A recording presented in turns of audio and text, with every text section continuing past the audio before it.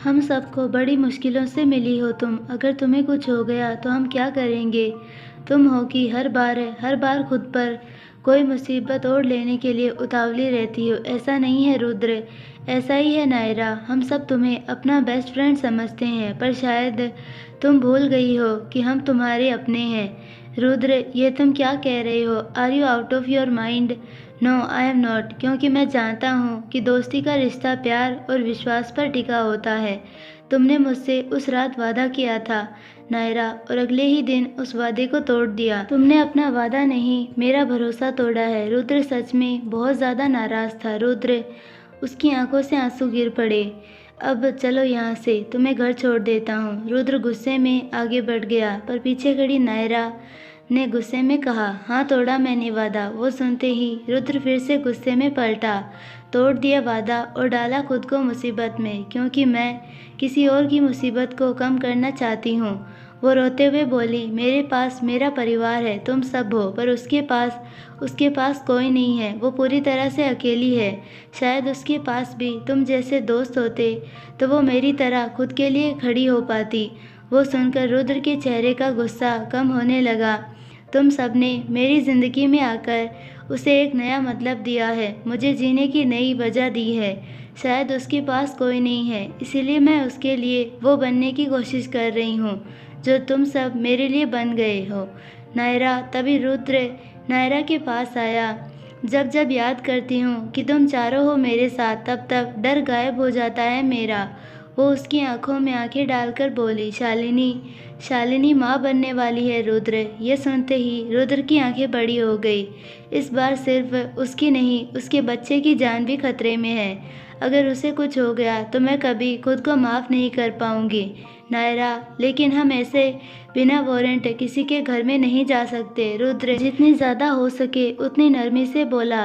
रुद्र, बस एक बार मेरे भरोसे पर भरोसा कर लो नायरा, मैं ऐसा नहीं कर सकता। ये सुनते ही उसका दिल टूट गया। वापस चलो, तुम्हें घर छोड़ देता हूँ। वो आगे बढ़ गया। नायरा वहीं खड़ी रही, पर तभी घर के अंदर से कांच टूटने जैसी कोई तेज़ आवाज़ आई। ये आवाज़ उसे सुनते ही रुद्र ने पलटकर देखा। तुम्हें नहीं आना ना, मत आओ, इस बार नायरा गुस्से में बोली और घर की कंपाउंड वॉल से लटक कर ऊपर कूदने की कोशिश करने लगी। वो हाथ से किसी वॉल के ऊपरी हिस्से को तो पकड़ ले रही थी, पर उसके पैर हवा में लटके जा रहे थे। उसकी हाइट जो कम पड़ती जा रही थी।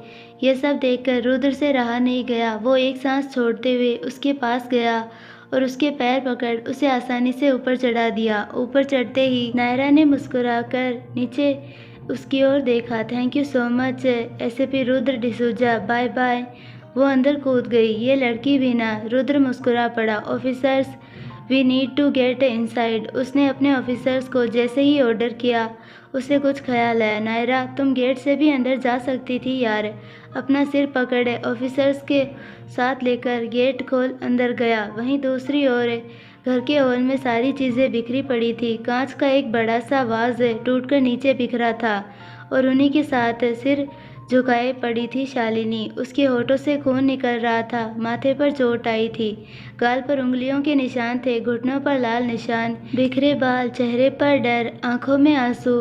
डर से किसी सूखे पत्ते की तरह कांप रही थी वो। कोई बेवकूफ़ भी आसानी से बता सकता था कि वहाँ क्या हुआ है। अमित इस वक्त उसके सामने गुस्से में खड़ा था। उसने टेबल पर पड़ा ग्लास उसकी ओर दे मारा।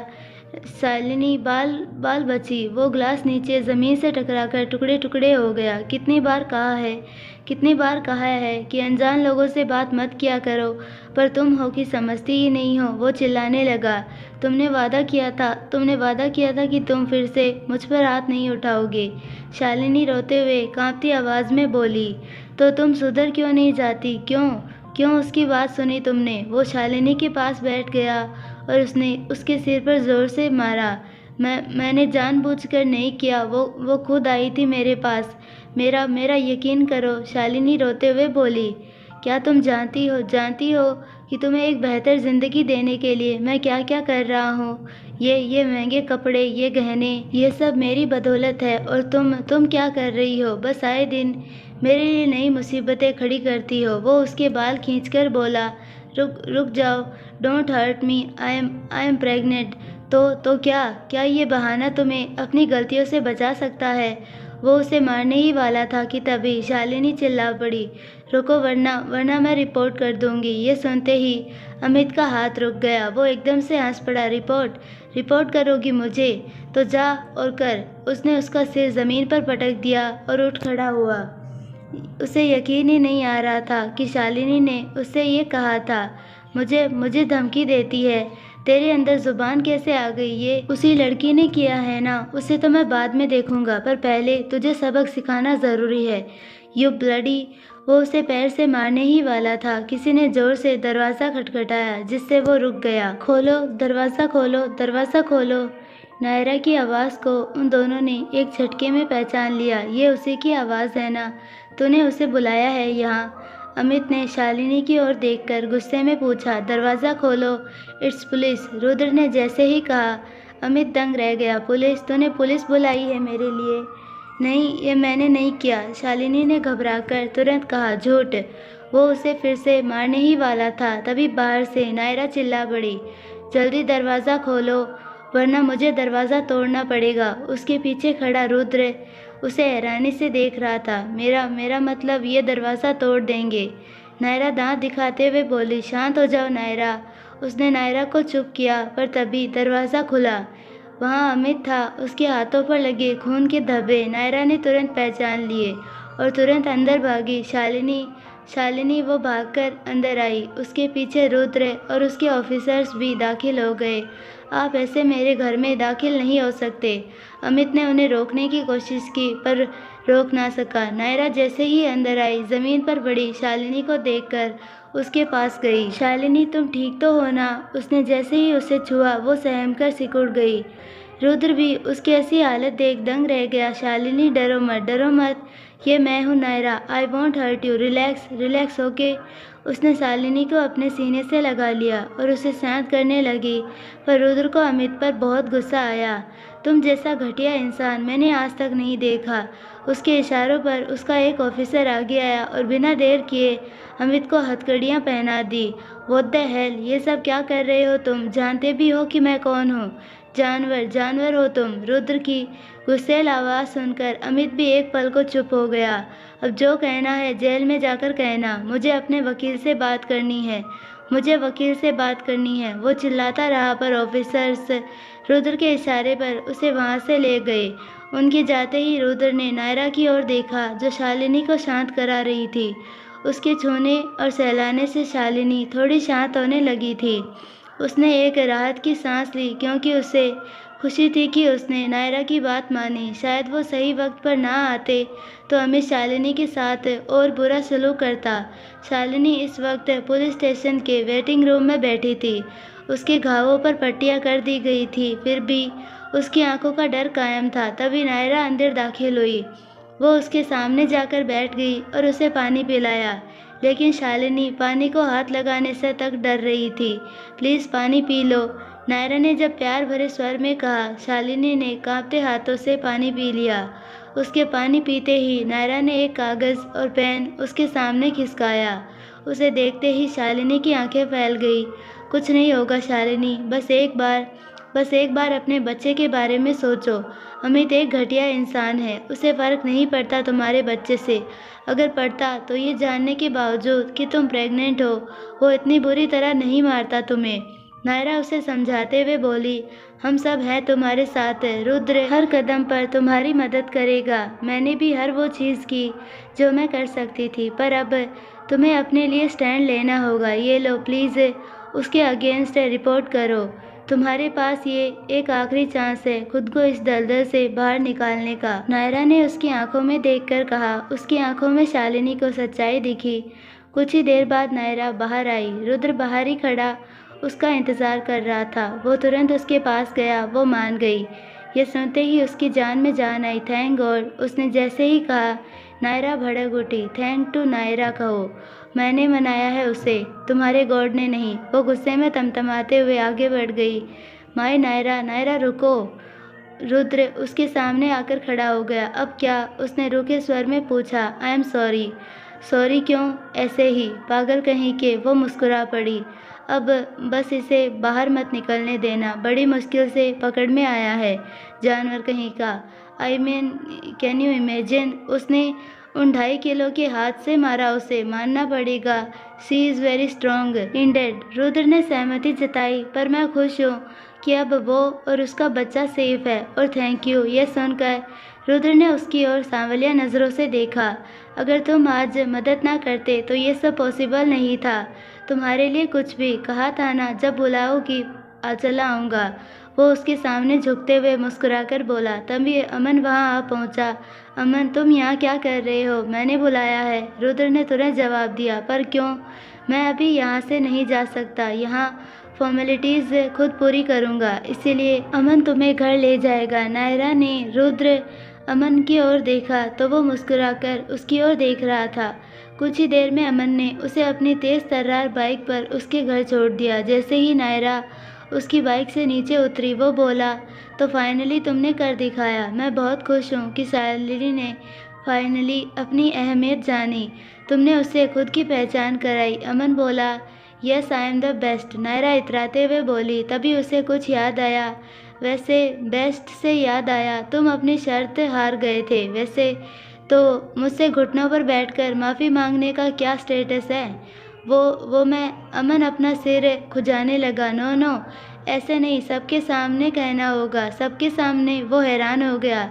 शर्त सबके सामने लगाई थी तो सज़ा अकेले में क्यों? ठीक है, अब तुम अंदर जाओ, बहुत ज़्यादा ठंड है। ठीक है, बाय। नायरा मुस्कुराते हुए अंदर चली गई, पर अमन अब तक वहीं खड़ा था जब तक उसके घर का दरवाज़ा बंद नहीं हो गया। अगले दिन आरव, रुद्र, आर्यन तीनों हॉस्पिटल के बाहर इंतज़ार कर रहे थे। तभी वेदांत बाहर आया। उसके माथे पर अब छोटी सी बैंडेज लगी थी और हाथों पर पट्टियां भी कायम थी। उसने ब्लैक शर्ट और टर्कोइज सूट पहना था जिसमें वो बहुत ही हैंडसम लग रहा था। आती जाती लड़कियां, यहाँ तक कि नर्सेज और डॉक्टर्स भी उसे निहार रही थी। जैसे ही वो बाहर आया, सामने खड़े उन तीनों को देखकर रुक गया और हल्का सा मुस्कुराया। वो चलकर उनके पास आया, पर शायद उसकी नज़रें किसी और को तलाश रही थी। किसी को ढूंढ रहे हो? रुद्र ने पूछा। नहीं, ऐसा नहीं है तो कुछ नहीं, उसने बात टाल दी। जिसे तलाश कर रहे हो वो हमारे साथ ही है। क्या? आरव की बात सुनकर वो थोड़ा चौंका। ये रही।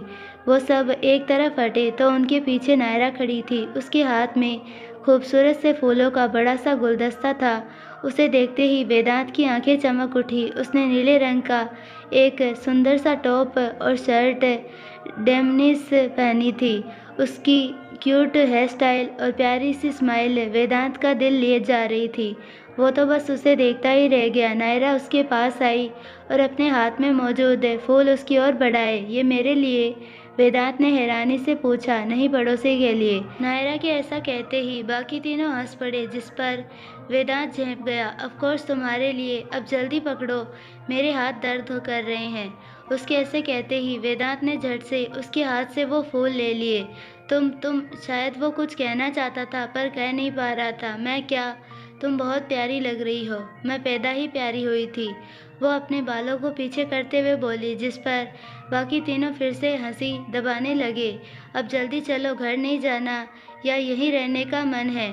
तुम भी साथ आओगी? वेदांत ने जैसे ही पूछा, वो तीनों पास आ गए। हम सब साथ आएंगे, हमारा जवान ठीक होकर घर वापस जा रहा है भाई, पार्टी तो बनती है। उन तीनों ने उसे पकड़ा और ज़बरदस्ती गाड़ी की बैक सीट में डाल दिया। वेदांत को लगा कि नायरा उसके पास आकर बैठेगी, पर वो आगे आर्यन के साथ जाकर बैठ गई और उसके अगल बगल आरव और रुद्र आकर बैठ गए। जैसे ही गाड़ी कुछ आगे आई, वेदांत जान गया कि ये रास्ता उसके फार्म हाउस की ओर नहीं जा रहा। ये कहाँ ले जा रहे हो तुम मुझे? घर का रास्ता उस ओर है। घर का रास्ता यही है, नायरा बोली। वेदांत को कुछ समझ नहीं आया, पर जैसे ही गाड़ी कुछ और आगे आई वो सब समझ गया। नहीं, स्टॉप, आर्यन गाड़ी रोको, मुझे वहाँ नहीं जाना है। वो बार बार कहता रहा, पर किसी ने उसकी बात नहीं सुनी। आखिरकार वो लोग उसे वहाँ ले ही आए जहाँ लाना था। गाड़ी जैसे ही रुकी वो चारों बाहर आए, पर वेदांत मुंह फुलाकर अंदर बैठा रहा। वेदांत, चलो बाहर आओ, आरव ने उससे कहा, पर वो टस से मस ना हुआ। वेदांत, देखो, इस सब से कोई फ़ायदा नहीं है। बाहर तो तुम्हें आना ही होगा। रुद्र बोला, तुम लोग चाहे जो कर लो, मैं बाहर नहीं आने वाला। वेदांत ने गुस्से में कहा, वेदांत देखो प्लीज़ बाहर आ जाओ, ऐसे जिद मत करो। आर्यन भी बोला, तुम सब मुझे यहाँ धोखे से लाए हो और मैं ये घर पहले ही छोड़ चुका हूँ। इसके अंदर मैं हरगिज़ कदम नहीं रखूँगा। वेदांत रुद्र उसे फिर से समझाने ही वाला था कि नायरा ने उसे रोक दिया। दोस्तों वो आगे आई। नायरा अब तुम ही समझाओ इसे। आरव सबको लेकर पीछे हट गया। नायरा दरवाजे के पास आई और वेदांत की ओर देखकर बोलने लगी, वेदांत नायरा तुम भी इस धोखे में बराबरी की भागीदार हो। तुम चाहे मुझसे जो कह लो, मैं यहाँ से कहीं नहीं जाने वाला। वेदांत ने अपने हाथ बांध लिए। वेदांत तुम्हें पता है मैं तुमसे प्यार क्यों करती हूँ?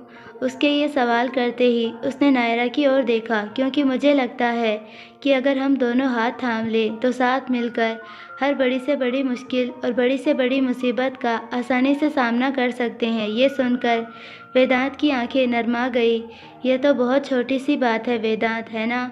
उसके सवाल पर वेदांत ने कोई जवाब नहीं दिया। मैं चाहती हूँ कि हमारे रिश्ते की शुरुआत हमारे मॉम डैड के आशीर्वाद से हो। अगर वो मुझे अपना लेंगे तो मुझसे ज़्यादा खुशी किसी को नहीं होगी। नायरा प्लीज़, क्या तुम मेरी खुशी के लिए इतना नहीं कर सकते? मॉम डैड के बिना हर चीज़ अधूरी होती है वेदांत, तो हमारा रिश्ता कैसे पूरा हो सकता है? नायरा अब वेदांत नरमाने लगा। वेदांत हम दोनों मिलकर मना लेंगे उन्हें। क्या तुम एक कोशिश नहीं करना चाहोगे, बस एक बार मेरे लिए? वेदांत ने 2 पल सोचा और मन ना होते हुए भी बोला, ठीक है। ये सुनते ही सबके चेहरे खिल उठे। तो आ जाओ बाहर, उसने अपना हाथ बढ़ाकर कहा। वेदांत ने तुरंत उसका हाथ थामा और बाहर आया। उसी के साथ सब बंगले की ओर आगे बढ़े। मनीष जी और नीता जी अपने कमरे में बैठे बातें कर रहे थे। मनीष जी को ज़्यादा ही परेशान लग रहे थे और गुस्से में भी थे। यकीन नहीं होता कि इतना सब कुछ होने के बाद भी वो लड़की जिंदा है। वेदांत ने उसकी जान बचाई। नीता जी बोली, हमारा अपना बेटा खुद के साथ साथ हमारा भी दुश्मन बना बैठा है। अब तो उस लड़की ने उसे पूरी तरह से अपने जाल में फंसा लिया है, पर मैं उस लड़की को इतनी आसानी से जीतने नहीं दूंगा। पर मनीष जी, उस रात उस लड़की ने उसने मेरी जान बचाई। उसने उस रात आपको भी बचाया मनीष जी। तो मनीष जी गुस्से में बोले, क्या हमारे पास कोई और तरीका नहीं है? क्या हम उसे किसी और तरीके से अपने बेटे की ज़िंदगी से दूर नहीं कर सकते? नीता जी बोली, मैं मनीष खुराना हूँ, किसी भी काम को कभी अधूरा नहीं छोड़ता। ये भी नहीं छोड़ूंगा। उस लड़की को मरना होगा, चाहे उसके लिए मुझे कुछ भी करना पड़े, मैं करूँगा। मनीष जी गुस्से में बोले। लेकिन मनीष जी, नीता जी कहते कहते एकदम से रुक गई और उनकी नज़र पीछे ठहर गई। माँ, उन्होंने जैसे ही कहा, मनीष जी ने तुरंत मुड़कर देखा। दरवाजे पर मीनाक्षी जी बदहवास खड़ी थी। मॉम, मनीष जी के होश भी उड़ गए, पर मीनाक्षी जी की आंखों में आंसू लिए बिना कुछ कहे वहाँ से जाने लगी। माँ रुकिए। मॉम मॉम दोनों उनके पीछे भागे, पर वो रुक ही नहीं रही थी। लेकिन जब वो सीढ़ियों से नीचे उतर रही थी, मनीष जी उनके सामने आकर खड़े हो गए। माँ, वो कुछ कह पाते उससे पहले ही मीनाक्षी जी ने बिना कुछ कहे सीधा उन्हें एक ज़ोरदार थप्पड़ जड़ दिया। माँ, नीता जी जैसे ही बीच में आने की कोशिश करने लगी, मीनाक्षी जी उन पर चिल्ला पड़ी, खबरदार खबरदार, अगर तू मेरे और मेरे बेटे के बीच आई तो मैं भूल जाऊंगी कि तू मेरी बहू है। उनका ऐसा गुस्सा देखकर नीता जी दूर हट गई। मनीष, मैं तो ये जानती थी कि तुम बहुत ज़्यादा एम्बिशियस हो, जीतने के लिए कुछ भी कर सकते हो, पर ये नहीं जानती थी कि किसी की जान भी ले सकते हो। मीनाक्षी जी आंखों में आंसू लिए बोलने लगी, मेरा बेटा एक खूनी बन गया है, ये जानने से पहले काश मुझे मौत आ जाती। वो रो पड़ी और नीता जी की ओर देखकर बोली, और तू खुद को माँ कहते हुए शर्म नहीं आती? अपने बेटे को पाने की चाहत में ये कैसे भूल गई कि वो लड़की भी किसी की बच्ची है? अगर उसे कुछ हो गया तो उसकी माँ के दिल पर क्या गुजरेगी, ये कभी सोचा है? मैंने जो किया उसका कोई अफसोस नहीं है मॉम, और उस लड़की ने हमारे बेटे को हमसे दूर कर दिया। उसके लिए मेरा बेटा अपना सब कुछ लुटाने को तैयार हो गया है। जब से वो लड़की उसकी ज़िंदगी में आई है, हमारा बेटा हमसे दूर ही हो गया, उसने दूर कर दिया उसे हमसे। मनीष जी की बात सुन मीनाक्षी जी को बहुत दुख हुआ। नायरा ने वेदांत को तुमसे दूर नहीं किया, तुम्हारी अपनी जिद और अहंकार ने किया है। अब तो तुमने अपनी सारी हदें पार कर दी है। उसकी जान लेने चले थे तुम लोग। अरे अगर वो लड़की ना होती तो जिस बेटे के लिए इतना बेताब हो रहे हो ना तुम, वो कब का मर चुका होता। उसने ये सब पैसे के लिए किया है। मनीष जी ने कह दिया, हर कोई तुम्हारे जैसा पैसे के पीछे नहीं भागता। वैसे भी एक 11-12 साल के बच्चे को प्रॉपर्टी हायर ये सब समझ नहीं आता। वो तो अच्छा हुआ कि उस दिन वेदांत ने उसे बचा लिया, पर अगर उसे पता चल गया ना कि उस दिन जो हुआ वो सब तुमने किया है, वो तुम्हारी शक्ल तक नहीं देखेगा। कौन बताएगा उसे? आप बताएगी। जाइए बता दीजिए, मुझे फ़र्क नहीं पड़ता, पर मैं उस लड़की को अपने बेटे की ज़िंदगी बर्बाद करने नहीं दूंगा। वो गुस्से में बोले और आगे बढ़े ही थे कि उनके कदम अपने आप रुक गए और आंखें फैल गई। मीनाक्षी जी और नीता जी ने भी जैसे ही नीचे देखा उनके होश उड़ गए, क्योंकि नीचे सीढ़ियों के पास वेदांत खड़ा था। उसके हाथ में नायरा का हाथ था और पास में आरव, रुद्र और आर्यन भी। शायद उन्होंने सब सुन लिया था, क्योंकि उनकी आंखें बिना कुछ कहे उनसे कई सवाल कर रही थी। वेदांत वेदांत नीता जी और मनीष जी दोनों घबरा गए, पर वेदांत की पलकें तक नहीं झपक रही थी। वो एकटक उन्हें देख रहा था। वो सीढ़ियाँ चढ़ने लगा। उसी के साथ नायरा के हाथ से उसका हाथ छूट गया। वो सीढ़ियाँ चढ़ते हुए मनीष जी के पास आने लगा। ये देखकर मीनाक्षी जी आगे आई। वेदांत पुत्र पुत्र रुक जा। पर उसने मीनाक्षी जी को दूर कर दिया और मनीष जी के सामने खड़ा हो गया। क्या क्या मैंने जो सुना वो उसकी आंखों में आंसू गिर रहे थे। वेदांत बेटा, मीनाक्षी जी ने जैसे ही बीच में बोला, वेदांत उन पर चिल्ला पड़ा, मैं आपसे बात नहीं कर रहा दादी। उसका गुस्सा देखकर मीनाक्षी जी पीछे हट गई। मैं तो इनसे बात कर रहा हूँ जो मेरे सामने खड़े हैं। बताइए बताइए क्या उस रात नायरा को। वेदांत इस हद तक शौक में था कि उसकी ज़ुबान भी लड़खड़ा रही थी। बताइए मिस्टर खुराना। वो एकदम से चिल्ला पड़ा। उसके चिल्लाने से नायरा बुरी तरह डर गई, पर तभी आरव ने उसके कंधे पर हाथ रख उसे शांत किया। बताइए। वेदांत ने गुस्से में सीढ़ियों की रेलिंग को इतने ज़ोर से पंच किया कि उसके हाथ से खून ही निकलने लगा। ये देखकर नीता जी ने उसका हाथ पकड़ लिया। वेदांत वेदांत रुक जाओ, छोड़ो मुझे। उसने उनका हाथ झटक दिया और मनीष जी की ओर रुख किया। क्या ये सब आपने किया? हाँ मैंने किया। ये सुनते ही वेदांत के शरीर से मानो रूह निकल गई। नीचे खड़े आर्यन, आरव और रुद्र भी सुन्न रह गए, खासकर नायरा। इस सब की वजह ये लड़की है। यही है जिसकी वजह से मुझे ये सब करना पड़ा। अगर ये तुम्हारी ज़िंदगी में वापस आती ही नहीं तो मुझे ये सब करने की नौबत ही नहीं आती। मनीष जी नायरा की ओर देखकर गुस्से में बोले, पर नायरा शांत थी। उसने धीरे से आरव का हाथ अपने कंधे से हटाया और ऊपर आई। आपने मुझे मारने की कोशिश की, पर क्यों? क्योंकि हमारे सारे दुखों की वजह सिर्फ तुम हो जिसकी वजह से हमारा इकलौता बेटा एक बार भी हमारी ओर देखना नहीं चाहता। उनकी नज़रों में अपने लिए ऐसी नफरत देखकर नायरा की आंखों से आंसू गिर पड़े। जब तक तुम जिंदा रहोगी हमारा बेटा हमारा नहीं हो सकता। मर क्यों नहीं जाती तुम? वो जैसे ही नायरा पर चिल्लाए, शट अप।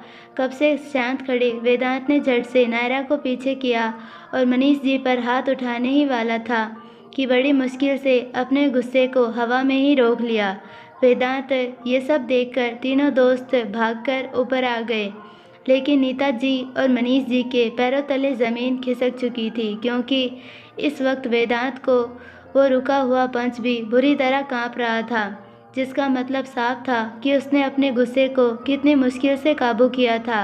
उसकी आंखें लाल हो चुकी थी, जिनसे आंसू बह रहे थे। ठंड में भी उसे पसीना आ रहा था। अपने बाप पर हाथ उठाएगा? मनीष जी ने आंखों में आंसू लिए गुस्से में पूछा। अगर बात मेरे प्यार की है तो हाँ, मैं भूल जाऊंगा कि आप मेरे बाप हैं।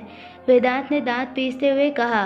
अगर ऐसा है तो मार मुझे। मनीष जी भी गुस्से में आगे आए। मनीष जी। नीता जी उन्हें रोकने लगी। वेदांत नहीं, रुक जाओ। नायरा वेदांत का हाथ नीचे लेने की कोशिश करने लगी। पीछे हट वेदांत, वेदांत रुक जा। उनके दोस्त भी वेदांत को पीछे हटने के लिए कहने लगे, पर दोनों बाप बेटे एक दूसरे की आंखों में देख रहे थे। मनीष, मनीष पीछे हट, वेदांत रुको, पीछे हटो। मीनाक्षी जी भी जी जान से कोशिश कर रही थी। उठाओ, उठाओ हाथ। मनीष जी आगे बढ़कर वेदांत के गुस्से को और ज़्यादा आग दे रहे थे। नहीं वेदांत अंकल, प्लीज़ रुक जाइए। किसी अनहोनी को रोकने के लिए नायरा दोनों के बीच में आकर खड़ी हो गई। वो दोनों को रोकने लगी, पर उसे देखते ही मनीष जी का गुस्सा और बढ़ गया। ए तू हट। मनीष जी ने गुस्से में नायरा का हाथ पकड़ उसे दोनों के बीच से दूर कर दिया, लेकिन उनकी ताकत का मुकाबला नायरा का शरीर नहीं कर पाया। उसका सिर सीढ़ी की रेलिंग से बहुत ही जोर से टकरा गया। खुद को संभालने के चक्कर में उसका पैर सीढ़ी से भी फिसल गया और वो सीधा नीचे गिर जाती, पर तभी आर्यन ने उसका हाथ पकड़ लिया। लेकिन सीढ़ियों पर आर्यन उसे संभाल नहीं पाया और वो नीचे गिर गई। ये देखते ही सबकी आंखें फटकर बाहर आने को हो गई। नायरा, वो सब एक साथ चिल्लाते हुए उसकी ओर भागे।